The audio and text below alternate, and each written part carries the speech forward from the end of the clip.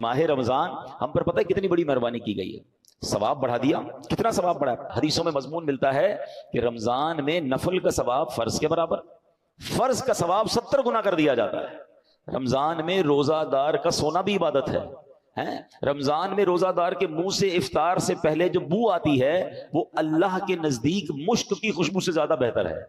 رمضان کی پہلی رات جب آتی ہے اللہ اس امت پر نظر رحمت فرماتا ہے، اور اللہ جس پر نظر رحمت فرمائے اسے کبھی عذاب نہ دے گا۔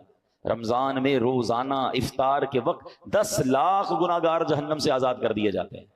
کیسے پیکج ہے؟ اچھا، رمضان میں جب جمعے کا دن آتا ہے، یعنی جمعرات کی مغرب سے جمعہ کی مغرب تک ہر گھڑی 10 لاکھ بخشے جاتے ہیں۔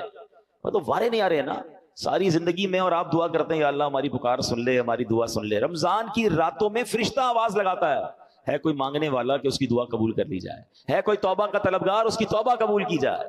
مگر سچ بتاؤ اس اسکیم سے کتنے لوگ فائدہ اٹھاتے ہیں؟ پھر رمضان کا پہلا عشرہ، عشرہ رحمت، دوسرا عشرہ، عشرہ مغفرت، آخری عشرہ جہنم سے آزادی کا عشرہ، آخری عشرے میں 5 طاق راتوں میں ایک رات وہ جسے لیلۃ القدر کہا گیا، 1000 مہینوں سے بہتر رات۔ اللہ اکبر، کتنی مہربانی کی اللہ نے ہم پر، یعنی ہر وہ سامان کر دیا گیا کہ میرا بندہ بخشا جائے۔ مگر سچ بتاؤ جو اس میں بھی نہ بخشا گیا، جو اس میں بھی غفلت کر لے تو اس کا کیا بنے گا؟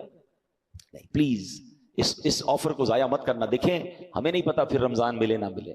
پچھلے سال کئی لوگ تھے جو ہمارے ساتھ تھے، اس سال نہیں ہے، کیا پتا اگلے سال ہم رمضان میں نہ ہو، ہمارے بارے میں باتیں ہوں کہ یار ہمارے ساتھ تھا ہمارا بھائی، اب نہیں ہے۔ تو اس رمضان کو غنیمت جاننا ہے، اپنی زندگی میں تبدیلی لائیں۔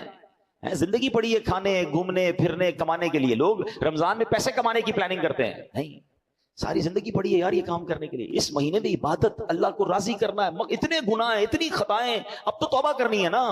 رمضان میں نمازیں پڑھوں اور عبادتیں کروں۔ رمضان میں نیت کریں کہ ساری نمازیں باجماعت پڑھیں اور پوری تراویح پڑھیں۔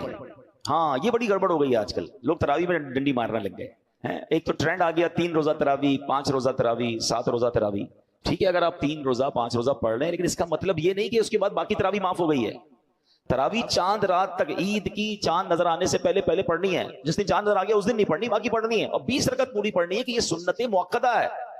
اچھا، اس کے علاوہ سمجھیے نا، حدیث پاک میں آتا ہے جس کا مضمون ہے کہ جو رمضان میں ایک سجدہ کرے اس کو ایک سجدے کے بدلے 1500 نیکیاں ملیں گی۔